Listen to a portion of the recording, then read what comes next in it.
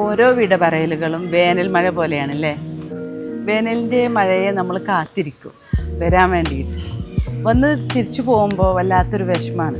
അതുപോലെ തന്നെയാണ് ഓരോ ഗസ്റ്റും ഇവിടെ വന്ന് പോകുമ്പോഴും സന്തോഷത്തോടെയാണ് അവർ തിരിച്ചു പോകുന്നത്. എങ്കിൽ കൂടി ചെറിയൊരു വിഷമം ഉള്ളിലുണ്ടാവും. നമുക്ക് ഇന്ന് പോകുന്ന ഗസ്റ്റിനെ ഒന്ന് കണ്ടാലോ. ഇപ്പോൾ നിങ്ങൾ 30 days കംപ്ലീറ്റ് ചെയ്തു.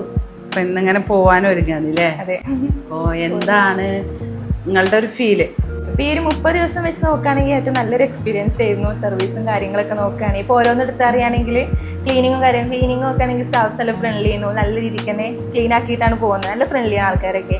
അതുവരെ ഭക്ഷണമാണെങ്കിലും 7 നേരത്തെ ഫുഡാണ് ഇവിടെ പ്രൊവൈഡ് ചെയ്യുന്നത്. അപ്പോൾ അത് തന്നെ അടിപൊളിയായിരുന്നു. എന്തായാലും നമുക്ക് മടുപ്പുണ്ടായിട്ടില്ല ഒന്നും. പിന്നെ അറിയുകയാണെങ്കിൽ ഇപ്പോൾ ഡോക്ടറാണെങ്കിൽ തന്നെ നമ്മൾ സമയം എടുത്തിട്ട് നമ്മൾ കാര്യങ്ങളൊക്കെ മനസ്സിലാക്കിയിട്ട് നമുക്ക് വേണ്ടത് ചോദിച്ചറിഞ്ഞിട്ട് തന്നെ ഡോക്ടറും തന്നെ എല്ലാം സപ്പോർട്ട് ചെയ്തിട്ടായിരുന്നു.